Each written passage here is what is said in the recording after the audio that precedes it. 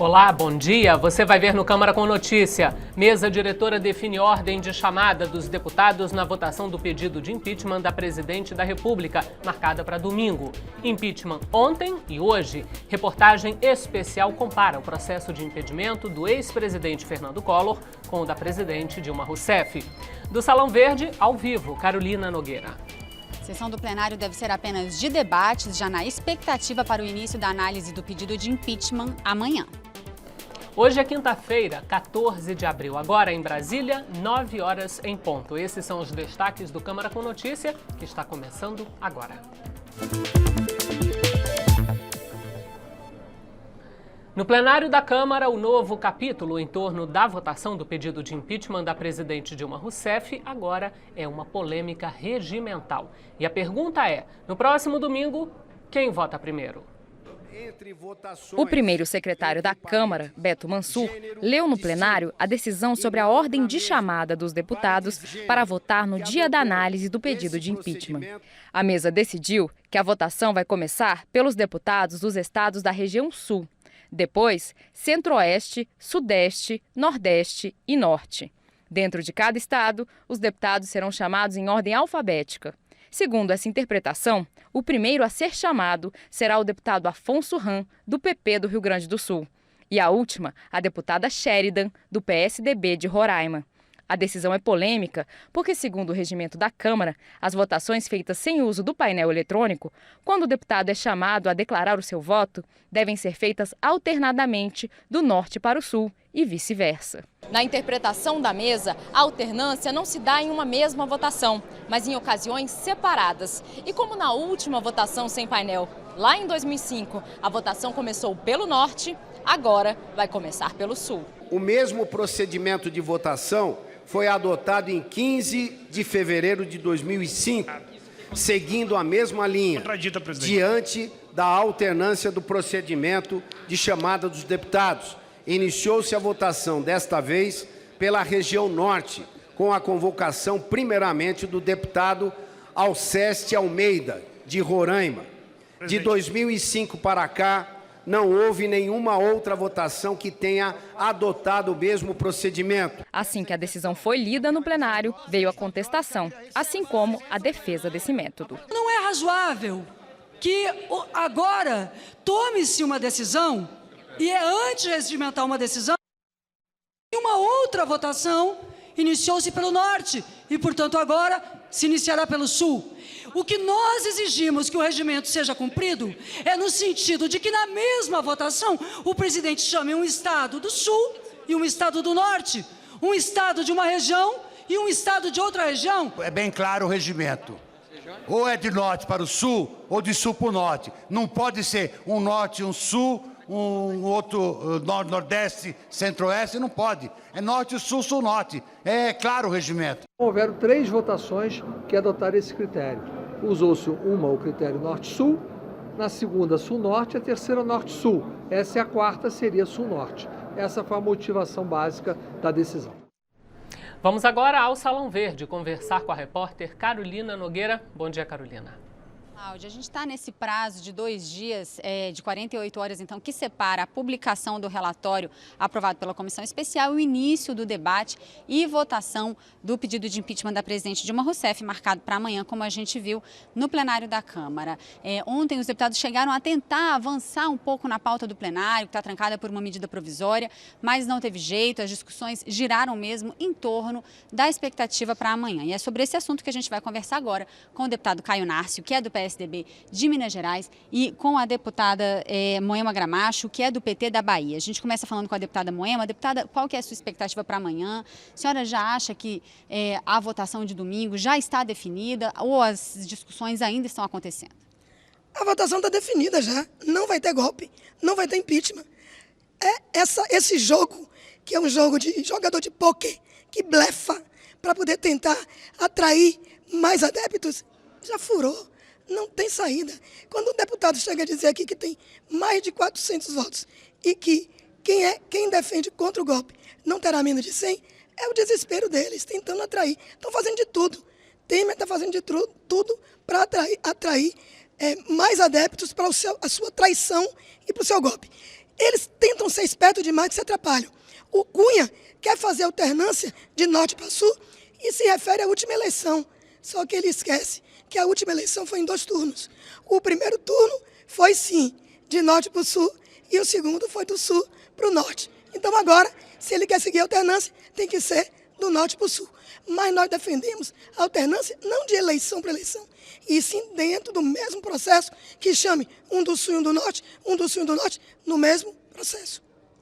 Deputado Caio Narcio, bom dia. A expectativa do senhor para a votação, e o senhor acha que essa polêmica em torno de se começa pelo sul, se começa pelo norte, isso altera de fato o resultado da votação?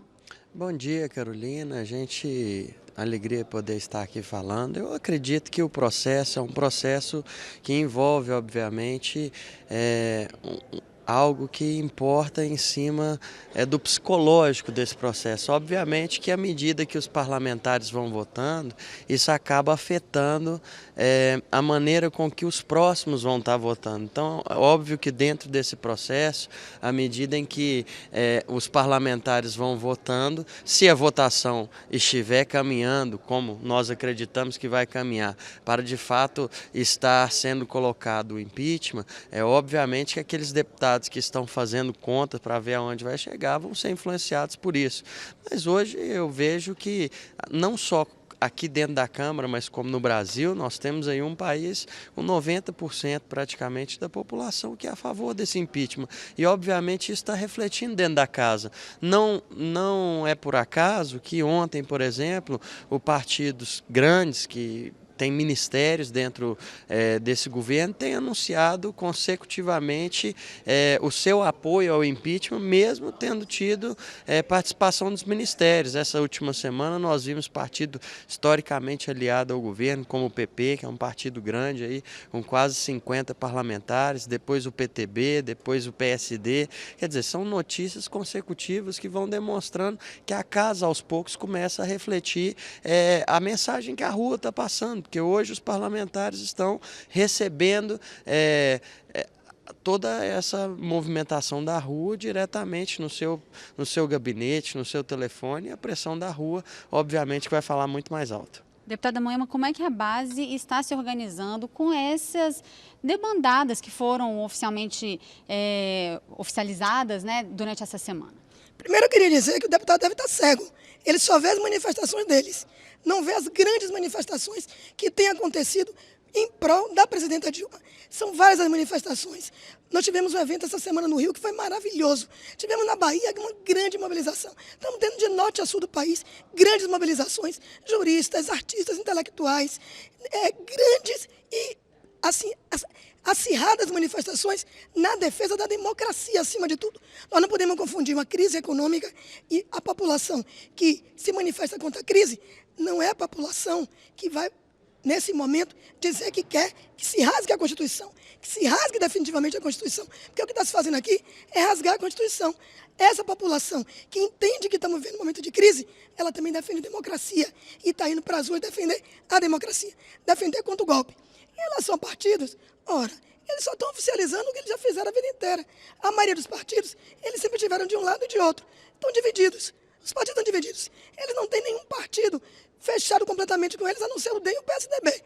Nós temos fechado conosco o PT e o PCdoB. E os outros partidos divididos. Nessa divisão, eles precisam muito mais votos do que nós. Nós nem precisamos ter os 172 e já temos, porque nós não temos que botar voto. São eles que têm que botar voto. Eles não têm 342, eles não têm nem 300. Eles não têm nem 300.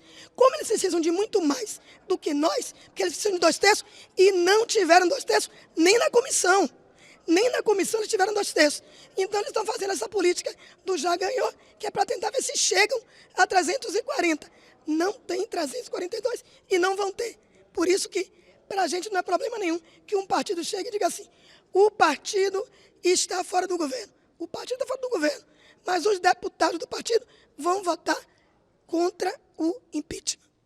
Deputado, muito tem se falado dessa crise econômica, de mudar esse cenário que está aí, mas a peça que é votada no plenário, ela envolve tudo isso ou ela trata especificamente dos temas que foram abordados no relatório?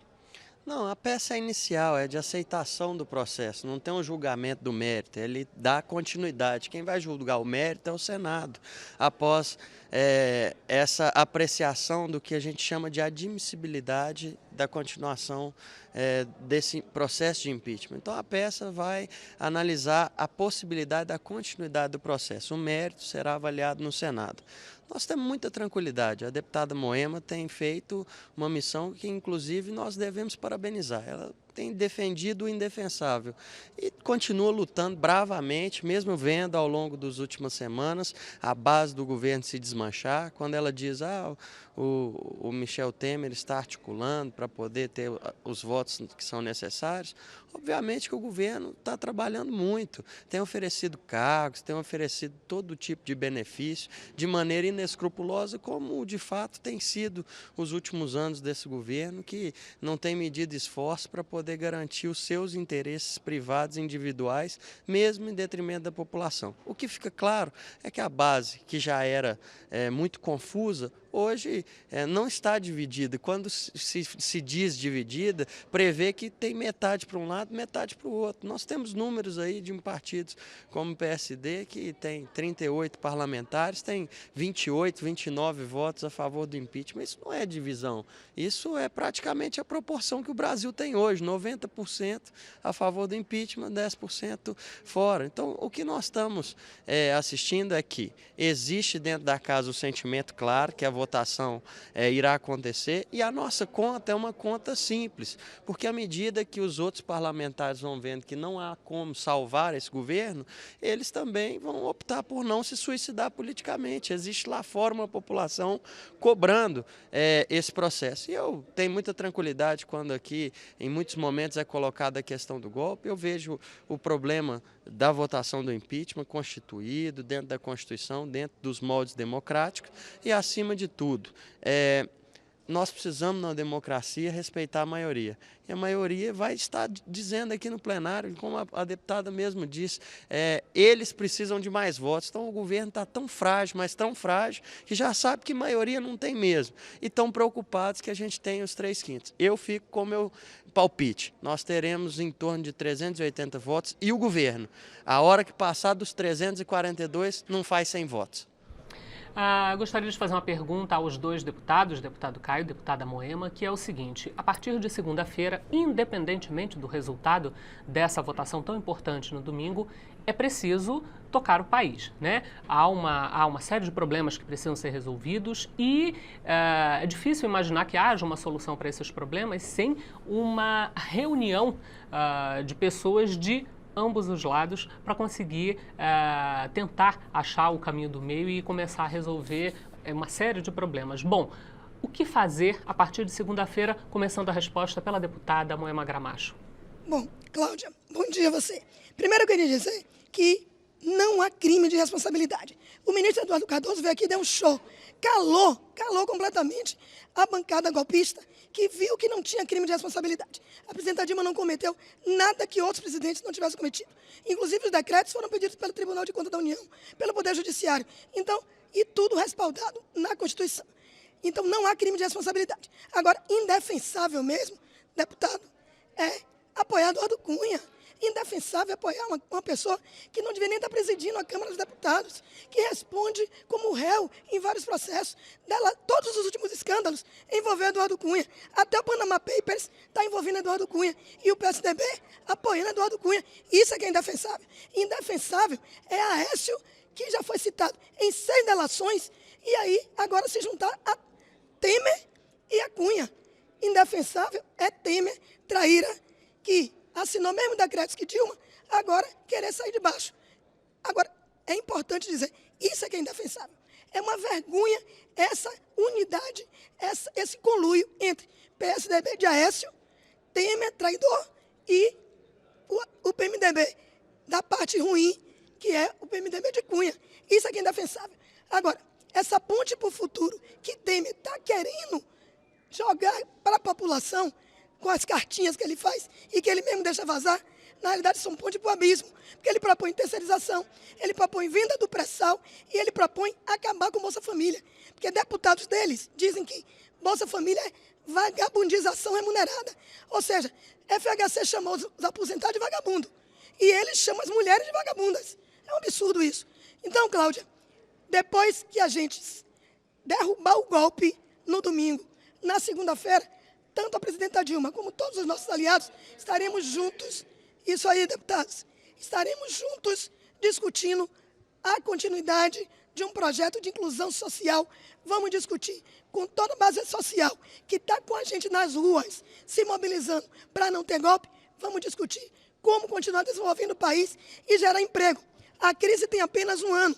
Nós passamos 12 anos de bonança, principalmente pela classe trabalhadora. Chegamos a 4,5% de desemprego, quase pleno emprego. E podemos voltar a isso. Quem governou por mais de 12 anos, incluindo socialmente, garantindo estabilidade, beneficiando empresários, inclusive. Porque quem está aí com um pato falsificado, que é a Fiesp, fazendo campanha, foi um dos mais beneficiados. Tiveram grandes apoios para conseguirem desoneração de folha de pagamento e tantas outras coisas. Então, nem os empresários podem dizer que não foram beneficiados com o governo de Lula e Dilma. Portanto, nós vamos dar sequência, superando a crise e tendo mais combate ao desemprego e mais desenvolvimento com inclusão social. Eles não querem inclusão social, é por isso que eles estão com raiva. Querem tirar Dilma para abafar tudo, para tirar a cassação de Cunha, para, nesse conluio, salvar os membros da comissão que estavam envolvidos na Lava Jato também. E aí, com isso, eles abafam tudo e tentam governar para eles mesmos, como sempre fizeram. Desculpa a voz, mas é que aqui, às vezes, a gente tem que gritar para ser ouvido. Infelizmente, não é tão civilizado como deveria. Deputado Caio Onárcio, o que acontece a partir de segunda-feira? Bom, primeiro, eu respeito muito a deputada Moema, mas muitas vezes ela falta com a verdade. Na verdade, o discurso já é de desespero daqueles que estão saindo do governo depois de tanto tempo e que não aceita a decisão democrática da maioria da população, que não quer que seja feito esse processo que está acontecendo no país. Primeiro, o PSDB não apoia o Eduardo Cunha, tanto que nós votamos no nosso candidato, Júlio Delgado. Quem teve um apoio e uma construção de projeto nacional com o PMDB foi o PT, não foi o PSDB. O meu candidato a vice-presidente chamava Aloysio Nunes, foi nele que nós votamos.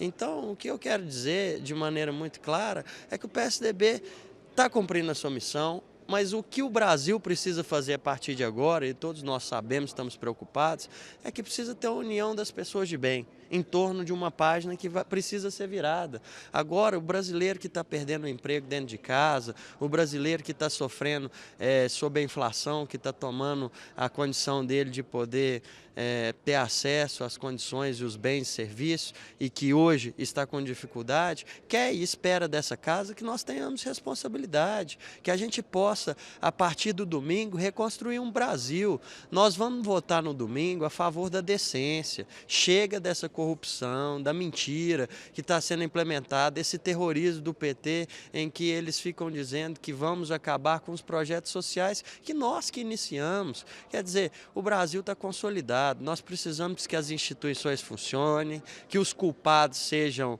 punidos e que a gente possa virar a página do Brasil. Existe um país após o PT e ele existe e é melhor e na verdade é verde e amarelo, não é vermelho. Esse Brasil que precisa ser retomado. O Brasil do crescimento, da geração do emprego, da estabilização da moeda, do controle da inflação e das oportunidades. Esse Brasil está perdido. A pauta do Brasil hoje é a corrupção inescrupulosa que foi feita dos últimos anos. É muito importante que depois do resultado de domingo nós possamos juntos, independente de qualquer partido, pensar o Brasil que nós precisamos. Esse é o que a população dentro de casa está esperando de nós. É um momento em que a briga partidária ela é legítima. Cada um tem um jeito de pensar a maneira que quer construir o Brasil, mas é muito importante. Momento de crise como esse, um impeachment não é algo corriqueiro nem normal, é uma ruptura e é muito importante que nós tenhamos grandeza para poder, a partir do impeachment, construir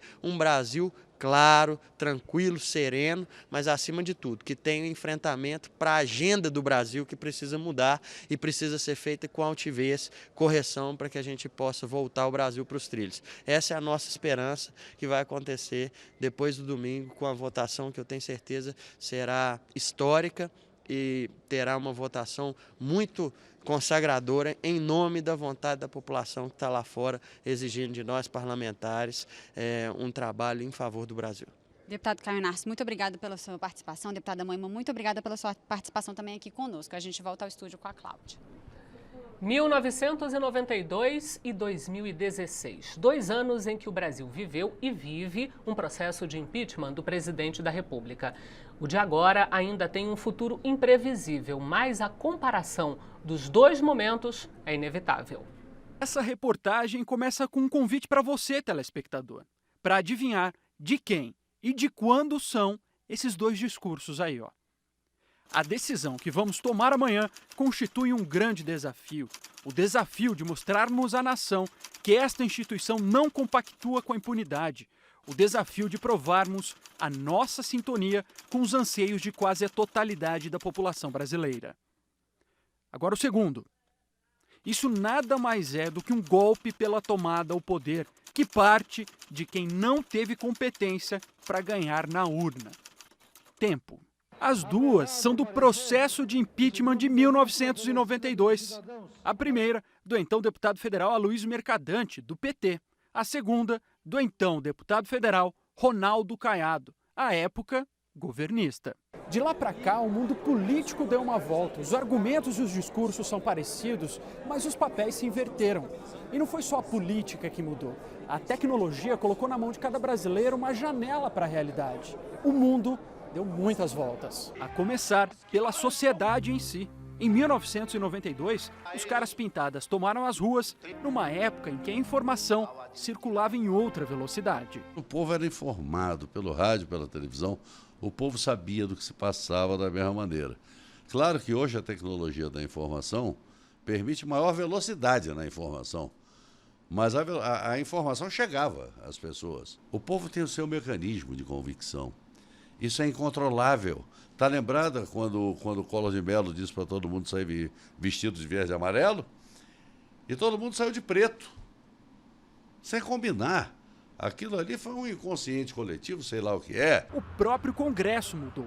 Em 1992, Collor tinha uma base de sustentação limitada ao PRN, Partido da Reconstrução Nacional, com cerca de 38 deputados federais. Dilma tem o apoio de pelo menos 3 partidos, PT, PCdoB e do PDT, algo em torno de 90 deputados. Ele não tinha uma base de sustentação no Congresso, principalmente na Câmara dos Deputados. Ele não conseguiu montar uma base de sustentação.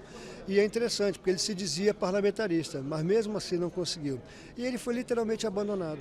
É bem diferente do que acontece hoje. Há uma divisão grande, o governo tem uma boa base parlamentar ainda, há muitos interesses em jogo, mas a capacidade de sustentação ainda é significativa. David Fleischer, cientista político, concorda.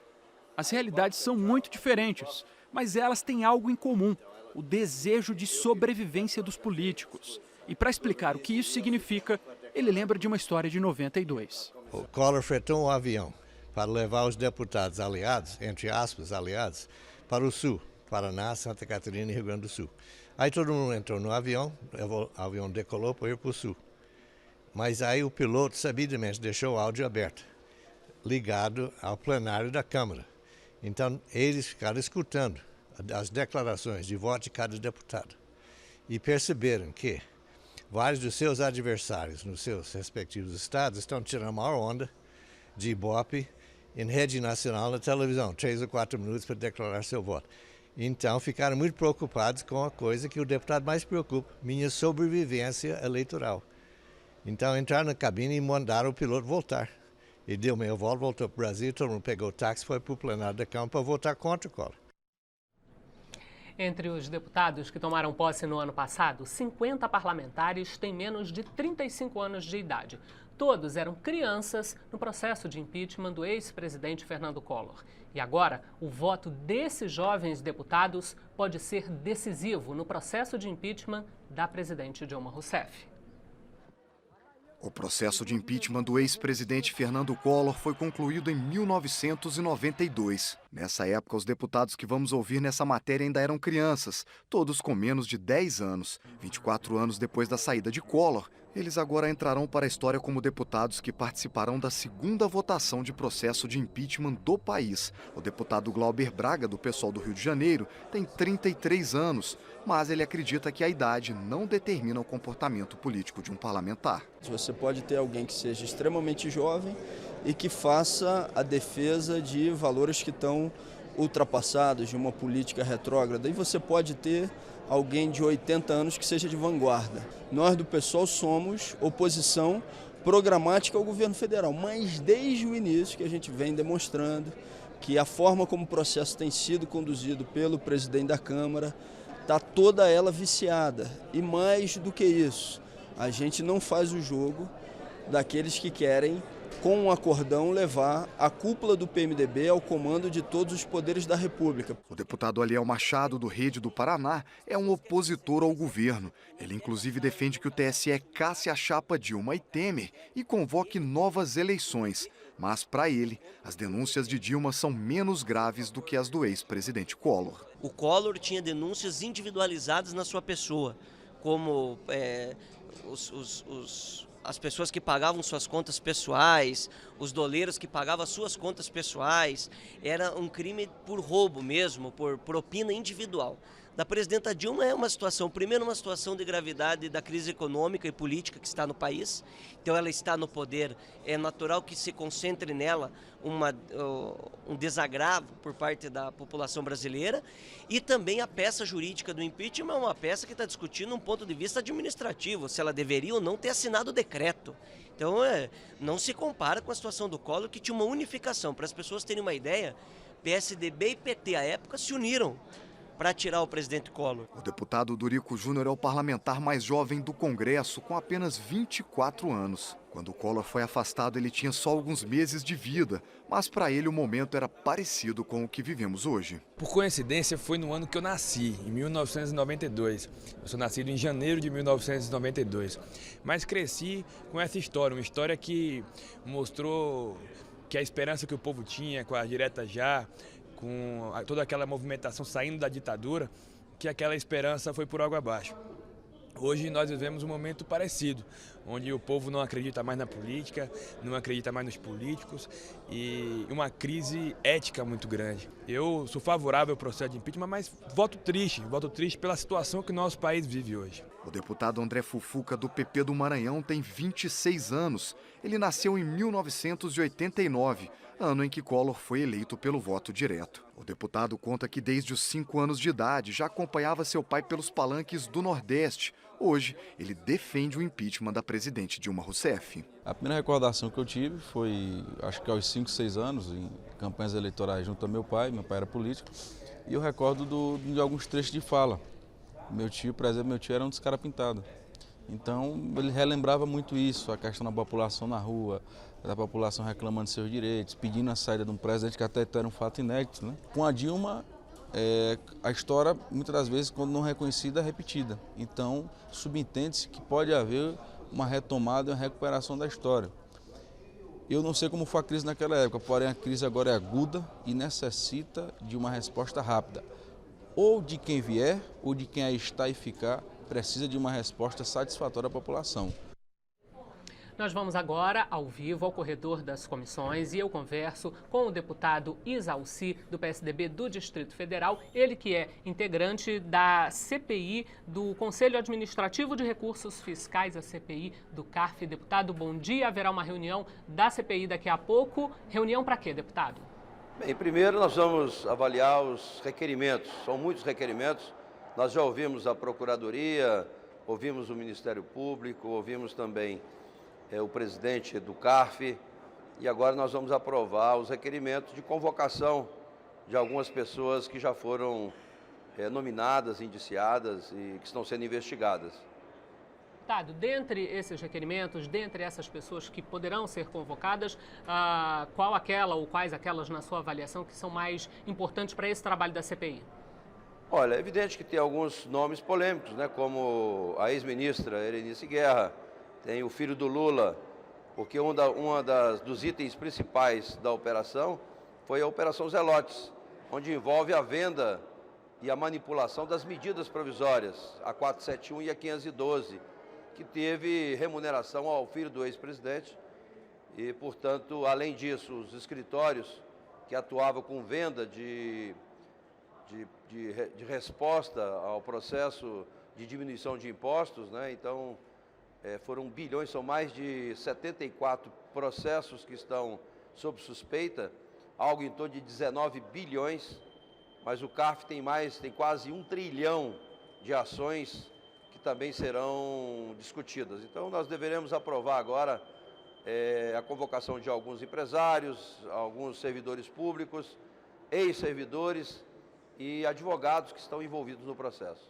Para terminar, deputado, há votos suficientes para a aprovação desses nomes que o senhor mesmo admitiu que são nomes polêmicos, enfim, que haveria, em princípio, uma dificuldade para a aprovação dessas convocações?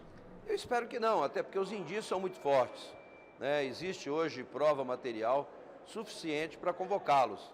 Nós não podemos aqui agir apenas com a questão partidária, nós temos que ver realmente os fatos, e os fatos demonstram realmente que há indícios e que precisam ser apurados, e por isso temos que aprovar as convocações. Deputado Zalci, muito obrigada pela sua entrevista, uma boa reunião para o senhor. Obrigado, um abraço. Você já viu nesta edição do Câmara com Notícia. A mesa diretora define ordem de chamada dos deputados na votação do pedido de impeachment da presidente Dilma Rousseff, marcada para domingo. Impeachment ontem e hoje. Reportagem especial compara o processo de impedimento do ex-presidente Fernando Collor com o da presidente Dilma Rousseff. São 9h31 em Brasília. Você vai ver depois do intervalo, ao vivo, as últimas informações direto do Salão Verde e mais. Comissão especial que analisa a criação do novo Código de Processo Penal ouviu juristas responsáveis pela elaboração do texto. O novo código reúne mais de 150 propostas e vai substituir o que está em vigor desde outubro de 1941.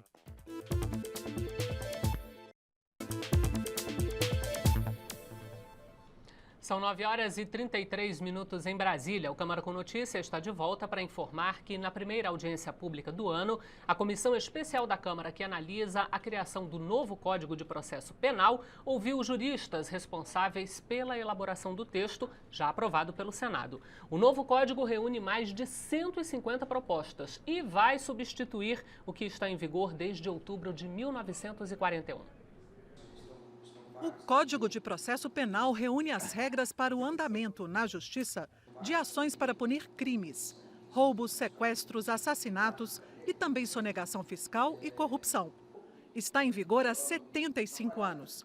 Na visão do coordenador da Comissão de Juristas que elaborou o texto original da proposta, é preciso mudar aspectos autoritários que o atual Código imprime ao sistema judiciário. Nós precisamos superar essa herança autoritária e ajustarmos esse nosso Código de Processo às exigências de um verdadeiro Estado Democrático de Direito. Para o relator-geral da Comissão de Juristas, há problemas graves na aplicação do Código que precisam ser corrigidos. Estão ocorrendo algumas medidas que não são sequer previstas no Código de Processo Penal. Por exemplo, o mandado de condução coercitiva, não há previsão nem no Código de Processo Penal, nem em nenhuma lei e tampouco na Constituição da República. São coisas que vêm acontecendo frequentemente. O problema da delação premiada não é um problema legislativo especificamente, é um problema de execução. É preciso que os executores, aqueles que operam, a autoridade policial, o Ministério Público sobretudo, é preciso que eles tenham mais parcimônia para lidar com isso e que de fato obtenham ganhos mais amplos para oferecer os prêmios que estão sendo oferecidos. Para Eugênio Pacelli, também é preciso desconstruir a ideia de que um novo Código Penal irá resolver todas as questões da segurança pública. Os deputados que solicitaram a audiência acreditam que um código mais eficiente precisa focar no fim da demora dos processos, que gera impunidade, e no direito das vítimas. Temos uma sociedade muito ativa, muito preocupada hoje com o problema da criminalidade, o crescimento da violência e o desamparo que há, não só à população carcerária, mas às vítimas dessa população carcerária. O Código de Processo Penal atual tem apenas um artigo que trata da vítima. A vítima foi ignorada no Código de Processo Penal. Está sendo uma inovação, portanto, trazer os direitos da vítima. Até porque a vítima é o elemento que se identifica com a sociedade. Olha, os deputados estão recebendo contribuições da sociedade para esse novo Código de Processo Penal. Anote o endereço eletrônico ce.processopenal@câmara.leg.br. Declarações feitas durante uma cerimônia no Palácio do Planalto no início desse mês trouxeram à Câmara o secretário de Finanças da Confederação Nacional dos Trabalhadores na Agricultura, a CONTAG. Aristides Vera dos Santos foi intimado por deputados da CPI que investiga a atuação da FUNAI e do INCRA nas demarcações de terras no país. Para os autores da intimação, Aristides teria incitado a violência em seu discurso. Na CPI, ele preferiu ficar calado. A reunião era para ouvir o secretário da CONTAG sobre o teor do discurso no Palácio do Planalto. Mas Aristides Veras veio com um habeas corpus do Supremo que permitia o silêncio. O senhor confirma que as propriedades rurais e os gabinetes dos integrantes que o senhor chama de bancada da bala devem ser ocupadas? Por que razão? A orientação do meu advogado, vou permanecer em silêncio. Uma parte do vídeo com as declarações do secretário da CONTAG foi então exibida. Reforma agrária está viva e a bancada da bala no Congresso Nacional, vocês sabem que é forte. E a forma de enfrentar a bancada da bala contra o golpe é ocupar as propriedades deles ainda lá nas bases, lá no campo. Alguns deputados se disseram ameaçados pelo discurso. Eu não tenho medo. Eu sou a favor do impeachment, sim, porque tem um lado. Houve muitos protestos e bate-boca entre quem acusava e quem defendia o depoente. Quem chegou atrasado bebe água. O limite interno fala que todo parlamentar pode falar. Depois de todos falarem, eu posso falar sim. Se você está aqui para defender bandido, eu não estou. Eu vou falar sim. Tenha certeza disso. Qual é o crime que foi feito? Nenhum. Uma frase infeliz, ok, inoportuna, talvez no lugar errado, concordo. Mas eu pergunto dos senhores aqui, quem é que já não se empolgou? Vagabundo tá no meio dele, tá com aquela claque comprada lá no Palácio do Planalto, ele fala o que ele quiser.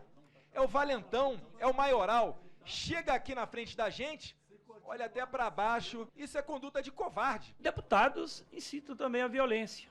Temos vídeos de deputados, inclusive do presidente, pedindo que tem que matar, tem que assassinar, tem que isso, dos Bolsonaro, quando não sobe num trio elétrico, dizendo que tem que atirar na testa do MST. Aristides, não se intimida. Houve mais confusão no final. Bandido! Bandido!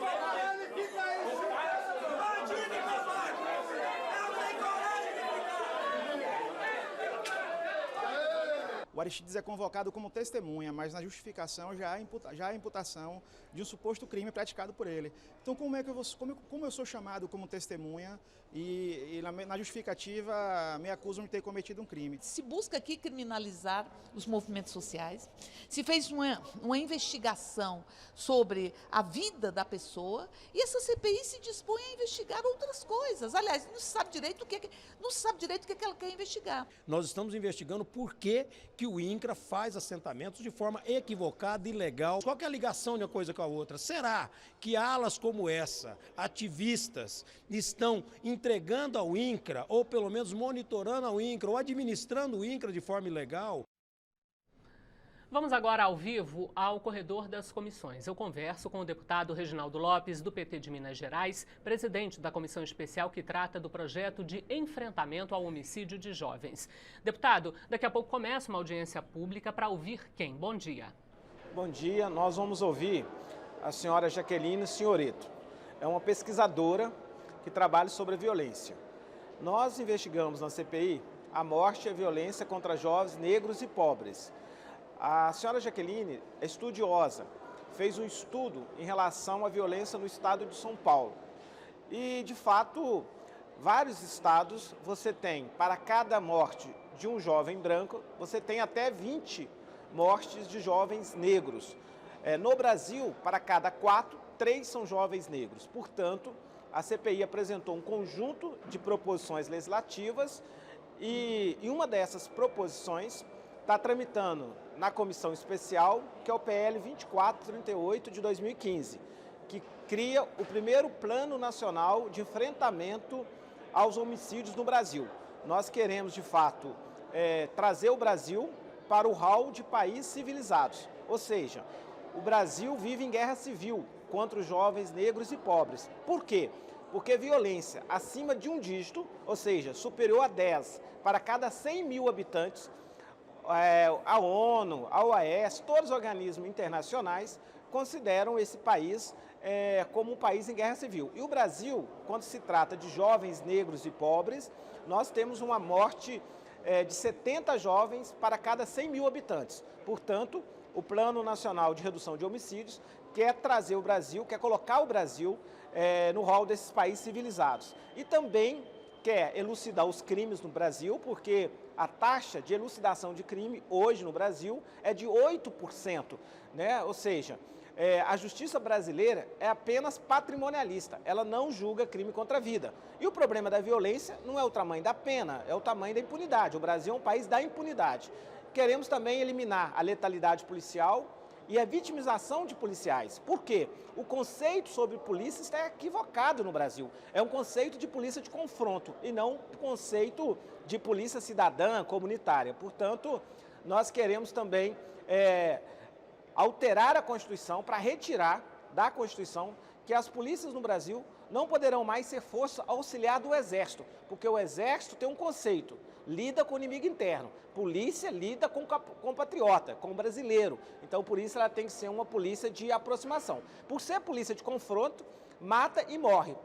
Portanto, o Brasil é um país que tem a maior letalidade policial e também tem uma das maiores vitimizações de policiais. E, por último, é evidente que, se tratando de segurança pública, nós não podemos fazer mais do mesmo. Nós temos que fazer algo novo. Portanto, nós queremos implementar um conjunto de políticas sociais, políticas afirmativas em territórios com alto índice de violência.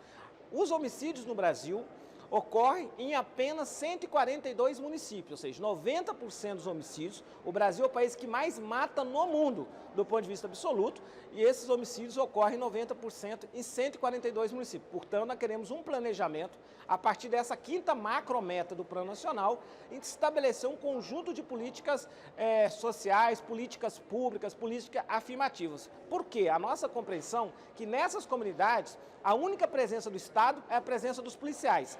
A presença da polícia deve ser a última presença do Estado nessas comunidades. Primeiro deve chegar os serviços básicos, as políticas públicas.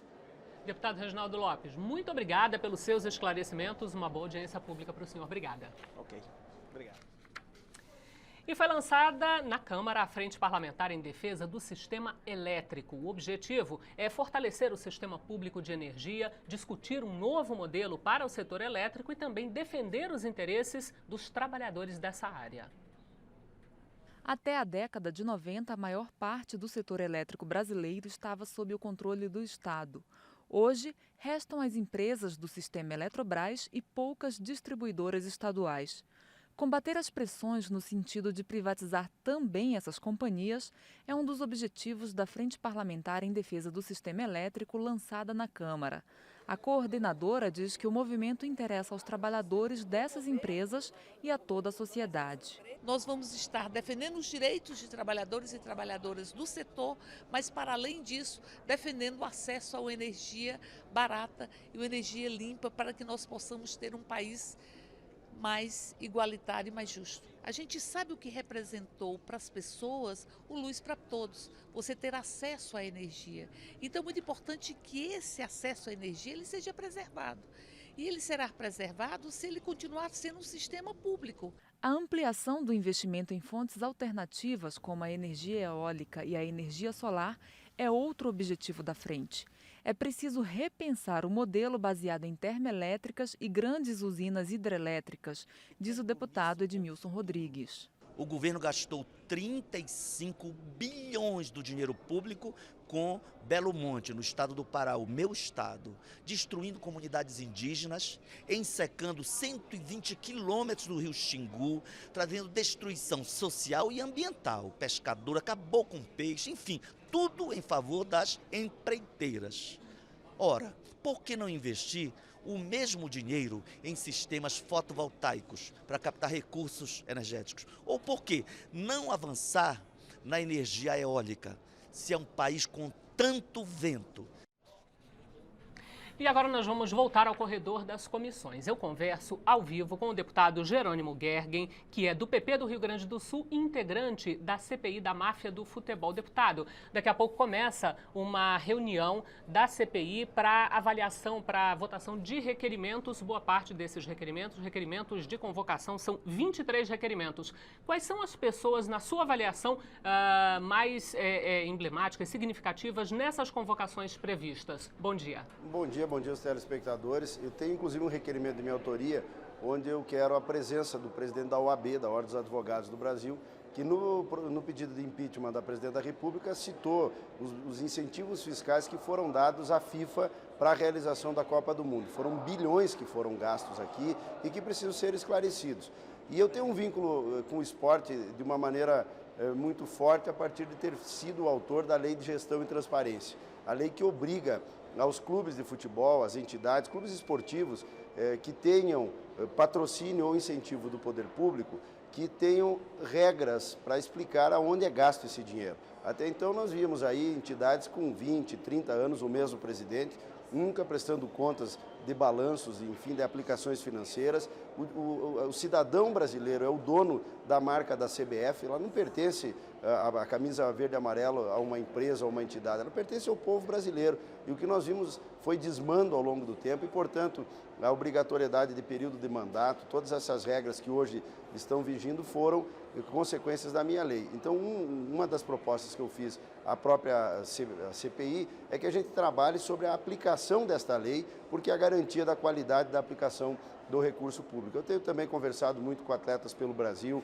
com o Bom Senso Futebol Clube, com alguns atletas, Mauro Silva, com o Raí, que a gente tem uma ligação em razão dessa luta, a Ana Moser, lá atrás, comandando atletas pelo Brasil, embora não sendo futebol, é esporte e o dinheiro tem que ser aplicado do poder público para formar atletas de alto rendimento e não esse descalabro que nós vimos hoje, principalmente na CBF, mas em várias outras instituições e entidades, e que nós deixamos de ter o talento nosso evidenciado porque o dinheiro foi mal aplicado. Então, eu considero que esses dois requerimentos, que são de minha autoria, possam ser aprovados e que a gente, dentro do amplo debate que será feito, ao final, esclareça tudo isso e dê um novo regramento ao nosso futebol. Uma questão também que eu tenho pedido é a aplicação do Proforte, que renegociou a dívida dos clubes, né, também quanto à sua aplicação, porque o importante é que todo o dinheiro público tenha o cuidado devido no Brasil. Agora, deputado, o senhor considera que essa lei a qual o senhor se referiu, que trata dessa transparência, ela tem sido corretamente aplicada ou suficiente para que se consiga ter, de fato, um conhecimento melhor daquilo que é feito, daquilo que se passa? Ela já vem sendo aplicada. No entanto, nós não sabemos ainda a amplitude da aplicação, se todo mundo a cumpre.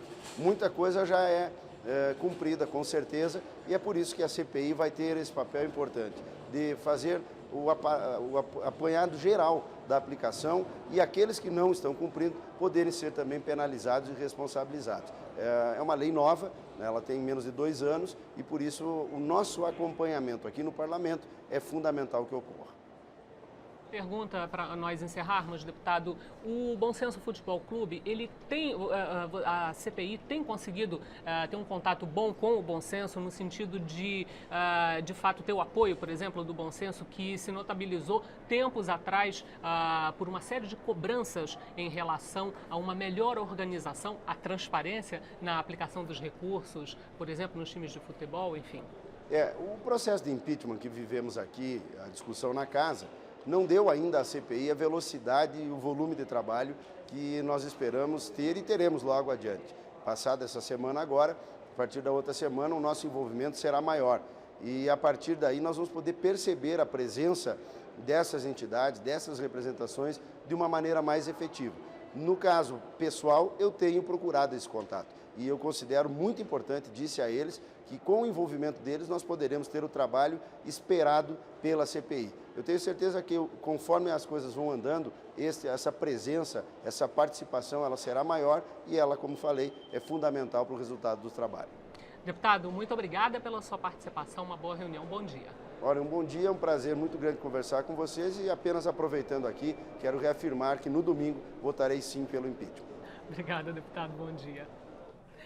Está em análise na Comissão de Seguridade Social e Família um projeto de lei que propõe a instalação obrigatória de câmeras de monitoramento nas UTIs de hospitais públicos e privados. Representantes do setor de saúde criticam a proposta.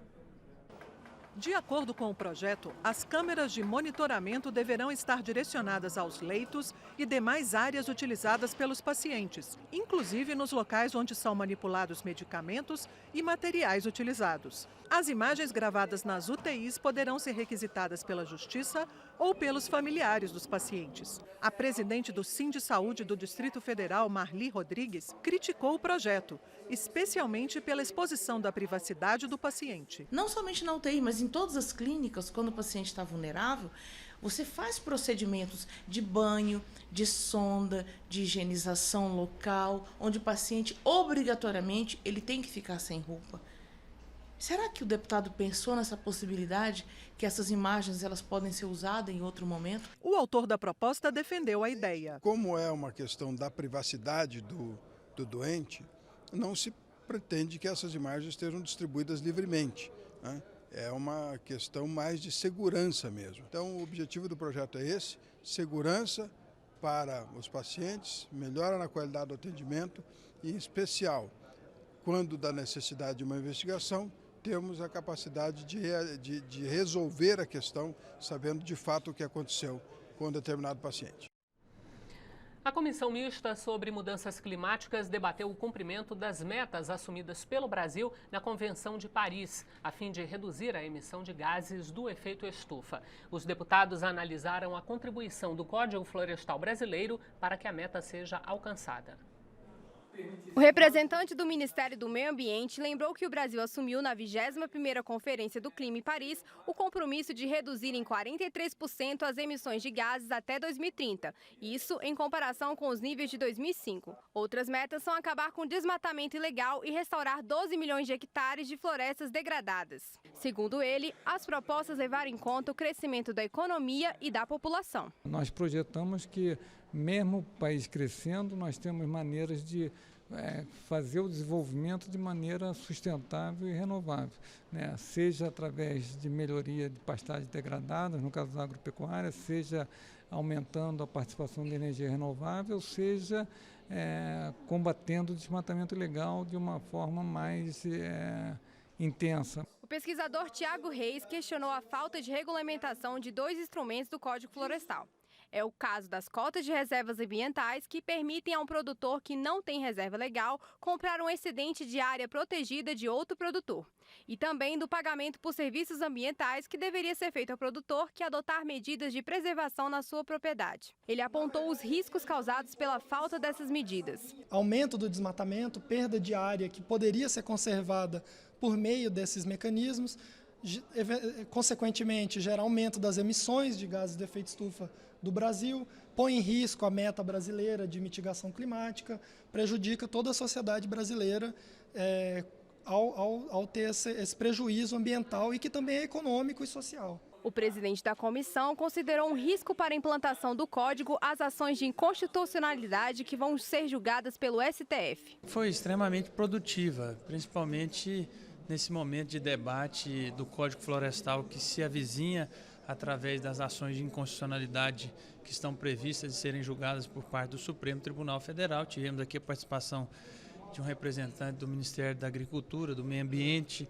e isso tem um forte impacto, essas decisões terão um forte impacto na INDC, que foi assinada pelo Brasil na COP21.